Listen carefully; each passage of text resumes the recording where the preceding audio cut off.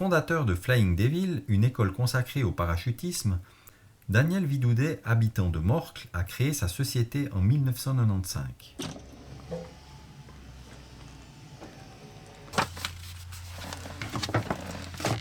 Pression d'huile, fuel flow, température. Il est parachutiste et pilote d'avion passionné.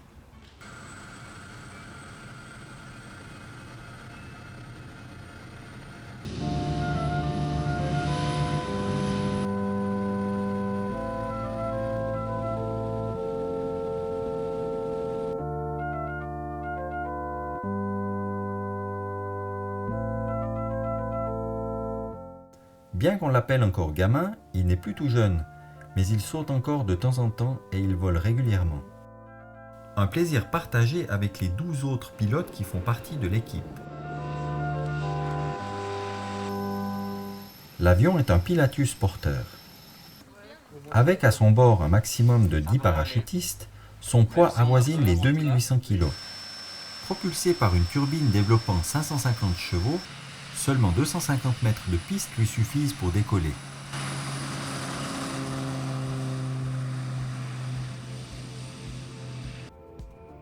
Une des missions clés de Daniel consiste à surveiller les différentes échéances pour les services des deux avions et à prendre rendez-vous avec l'atelier de maintenance implanté à Écuviance. À proximité de l'aérodrome, les parachutistes posent dans un champ, ce qui nécessite un bus navette pour le retour.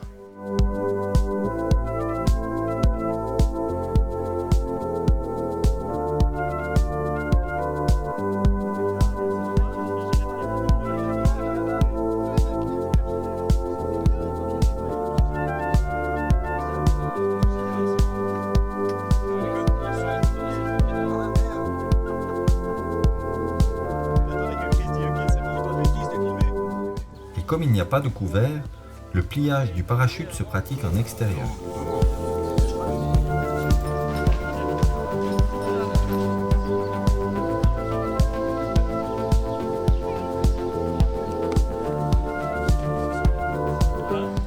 Toutes les 100 heures de vol, l'avion passe une révision complète.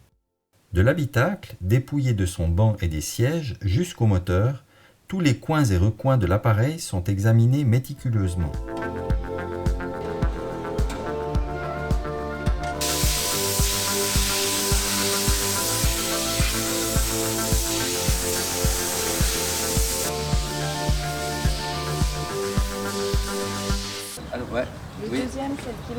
Daniel gère également le planning des pilotes, mais aussi les problèmes, les réclamations et les factures.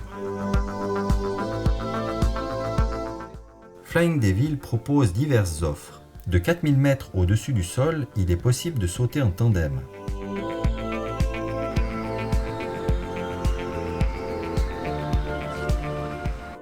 Pour l'obtention d'une licence de parachutiste, l'école propose la formation AFF ou PAC. Il est également possible de s'initier à la wingsuit.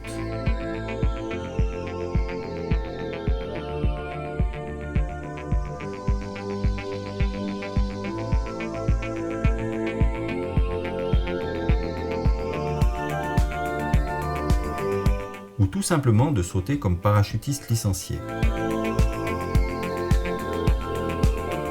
Plusieurs fois dans l'année, l'avion est équipé de bouteilles et de masques à oxygène et après un court briefing, décollage pour un saut à une altitude de 6000 mètres.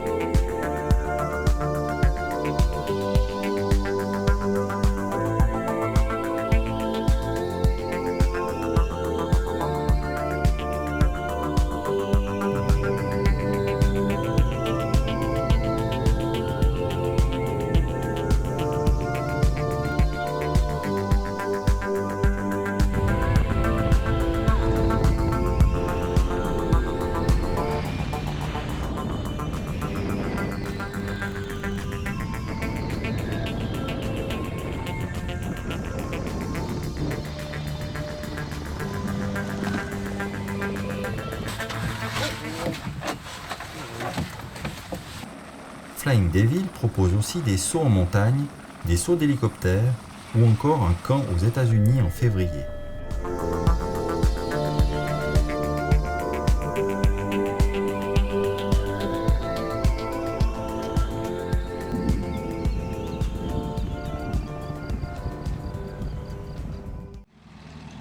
Didier Pista, l'homme à tout faire, est aussi passionné d'aviation.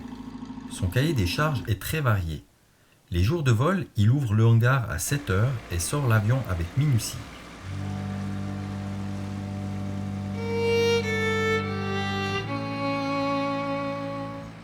Il fait le plein pour que l'avion ait 4 rotations d'autonomie, soit environ 350 litres de kérosène. Dans la journée, c'est une opération qu'il répète tous les 3 à 4 cycles. La machine est gourmande, elle consomme environ 180 litres à l'heure. Il se soucie que le camion du kérosène soit toujours bien rempli et va donc à la pompe à carburant régulièrement.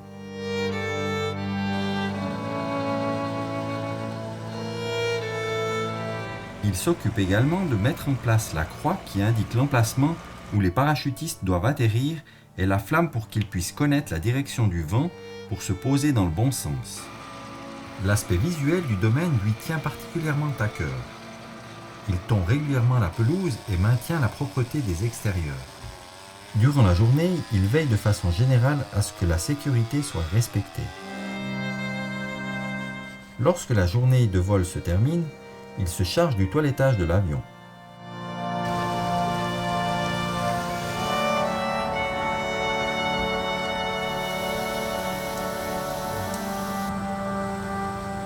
Enfin, lorsque les parachutistes ont terminé leur pliage et libéré le hangar, ils rentrent la machine, les transats, les chaises, les tables, etc. Céline Darioli est enseignante spécialisée à temps partiel à Nanda. Elle profite du temps qui lui reste pour exercer sa passion, le pilotage. À ce jour, elle comptabilise un peu plus de 1500 heures de vol, principalement sur le Pilatus Porter. Elle affectionne également le remorquage des planeurs à Sion et l'hiver, elle pose sur les glaciers. Avant chaque vol, elle fait le tour de la machine pour un contrôle général. Elle purge ensuite les fonds d'essence et d'eau. Elle vérifie le niveau d'huile, la quantité d'essence et contrôle les commandes.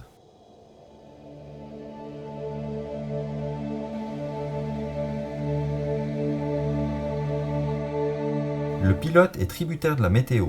C'est d'ailleurs pour elle le facteur le plus compliqué à gérer pour faire du largage de parachutiste. Car l'avion monte à 4000 mètres au-dessus du sol, donc à environ 4500 mètres d'altitude. Lorsque la météo est incertaine, Céline prend toujours la décision pour décoller de concert avec sa collègue Lydie. Ensuite seulement, elle met en route la turbine.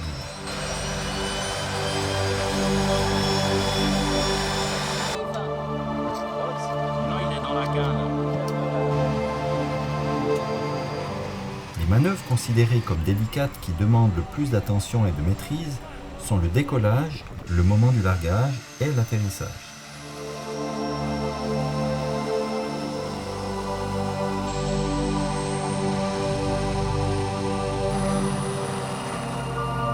« 15 minutes d'ascension, c'est le temps nécessaire à la machine pour atteindre l'altitude de largage et pour profiter du magnifique panorama.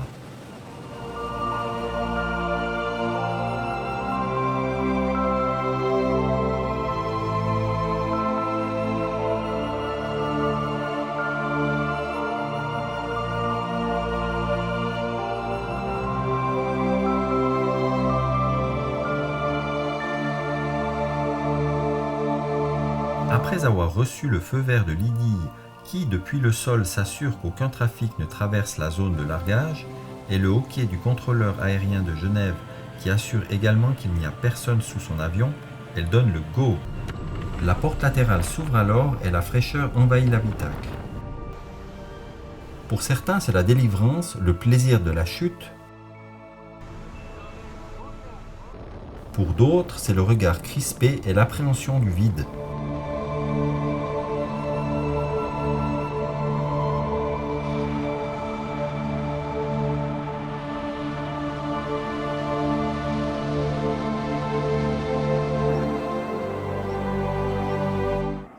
Une fois le largage terminé, quelques minutes suffisent pour rejoindre la piste d'atterrissage et entamer la prochaine rotation.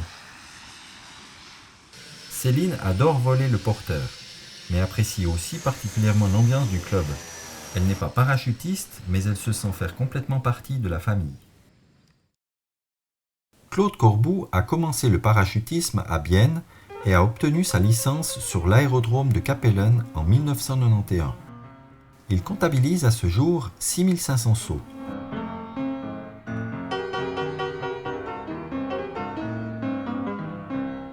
C'est en 2003 qu'il a passé son examen d'instructeur AFF et PAC ainsi que la licence tandem.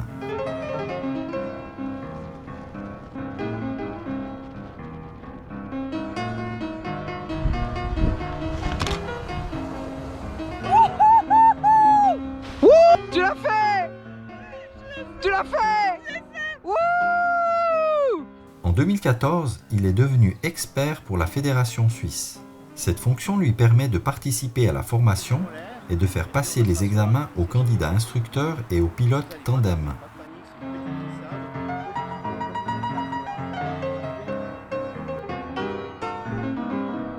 Il a également participé à la création de l'école Flying Devil avec Lydie et Daniel, et depuis, il fonctionne comme chef instructeur. Ça défile et puis il faut tenir jusqu'à ce que vous ayez la valeur souhaitée. Vous ne loupez pas avec le sens de la flèche.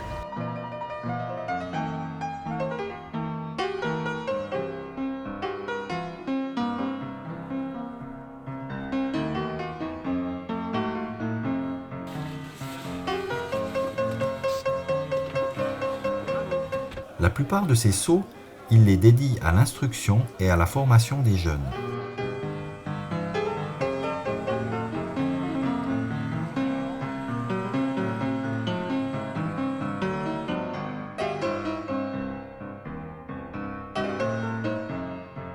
En 2004, il a effectué en Corée un saut de record du monde dans une formation de 357 parachutistes. Lydie est responsable des opérations et instructrice au sein de l'école professionnelle de parachutisme Flying Devil. Son travail est très intense et varié. Au quotidien, elle gère les mails et le téléphone, renseigne les clients et les parachutistes et prend les réservations pour les sauts en tandem. Oui, s'il vous plaît. Elle surveille aussi de près l'évolution de la météo afin de maintenir ou d'annuler les journées d'activité. Grâce à son diplôme de rigging, elle fait du pliage. Elle pratique le contrôle des parachutes de secours et les plie.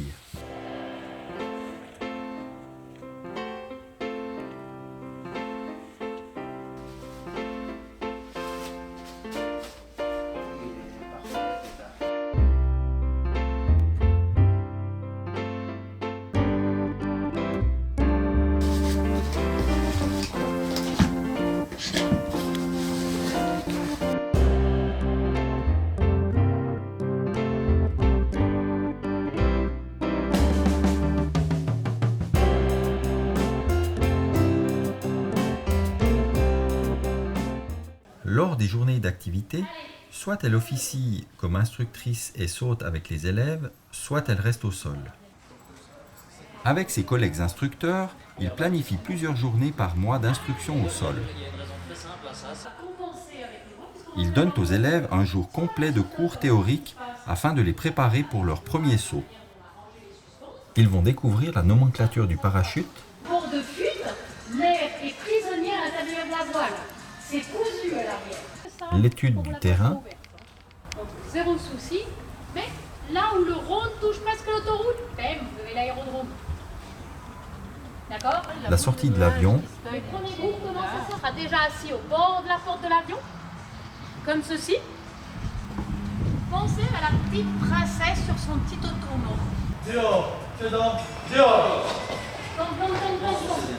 1007, 1006, cambré, poignet, position. et le langage des signes. On va vous demander, ça c'est un signe, ce qui veut dire regarde ton altimètre. C'est pas le. On ne peut pas la plonger comme ça. C'est comme les montres, c'est bon. Regarde ton altimètre. Et puis quand on va faire ça.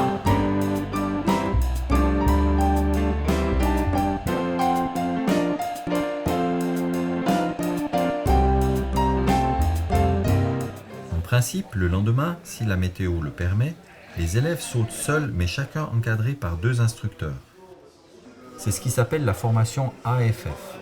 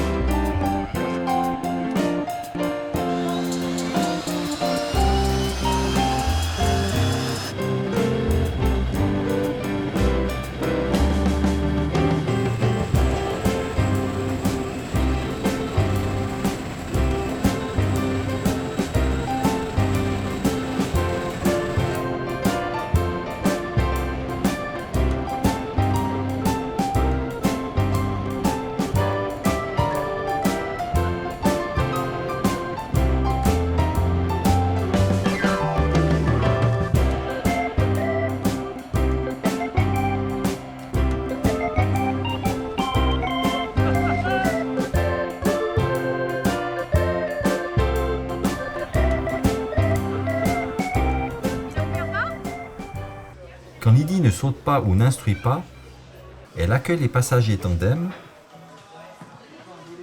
les parachutistes, elle gère le remplissage des avions ainsi que le timing. Elle appelle les différents groupes au micro afin qu'ils sachent quand se préparer. Elle gère aussi la partie administrative inhérente à tout cela. Lydie s'occupe aussi de l'intendance et du bar. Elle est également responsable de la sécurité dans le ciel en communication avec le pilote de l'avion. Lors de chaque largage, elle compte le nombre de voiles qui s'ouvrent, elle observe l'espace aérien et surveille les atterrissages.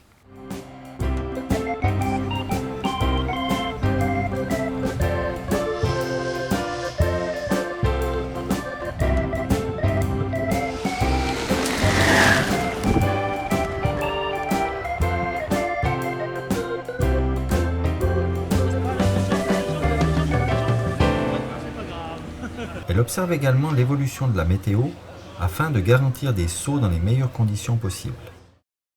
Bien qu'animateur de soirée, Yves est un passionné d'images.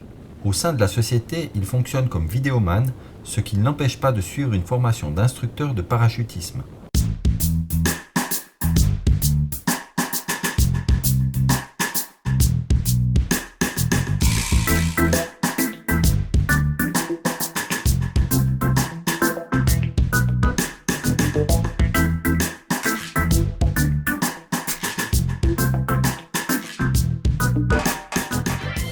Équipé d'un casque sur lequel sont fixés un appareil de photo et une caméra GoPro, il accompagne principalement les tandems.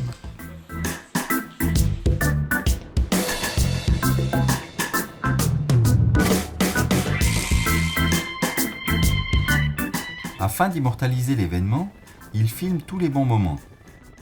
La préparation, l'entrée dans l'avion,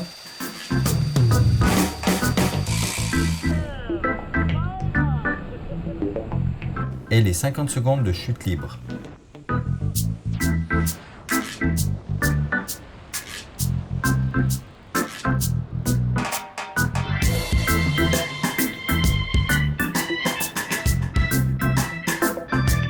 Ensuite, il descend rapidement pour mettre en boîte l'arrivée au sol du tandem.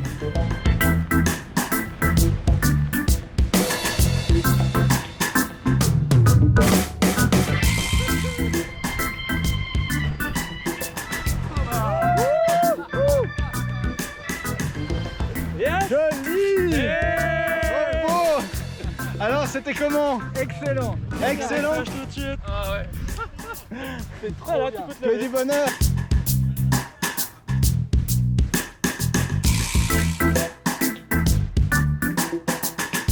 Pour faire les photos, Yves utilise un système très original. Il active le déclencheur de l'appareil à l'aide de sa mâchoire. Il transfère ensuite ses prises de vue à Ludo, qui s'occupe de tous les montages vidéo pour Flying Devil. Ludo est un instructeur professionnel de tandem parachutisme et passionné depuis plus de 20 ans.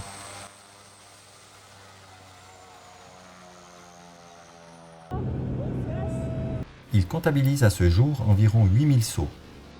Son expérience en tandem lui permet de comprendre que l'adrénaline est appréciée par tout le public. La sensation de chute libre est unique et indescriptible. Il faut vivre ce moment pour enfin comprendre pourquoi les oiseaux chantent. Il peut dire aujourd'hui que sur le nombre de biplaces effectuées, aucune personne n'est repartie déçue. C'est vraiment une expérience inoubliable à vivre au moins une fois dans sa vie. De nos jours, le matériel de parachutisme est ultra vérifié et il peut certifier qu'aucun incident n'est lié à un problème matériel. Seul l'humain est responsable de sa bêtise. En cas d'anomalie, un système de sécurité équipé d'un altimètre ouvre le parachute de secours automatiquement.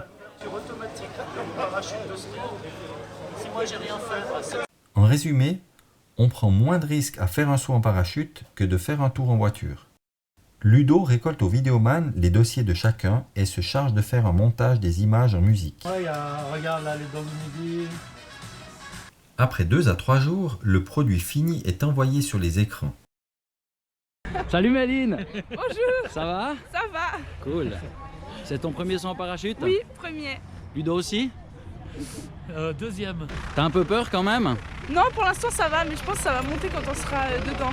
Le briefing est une manière de détendre l'atmosphère et de transmettre la confiance entre l'instructeur et son passager pour qu'ensuite tout le monde puisse enfin lâcher prise et vivre ce moment unique à 200%.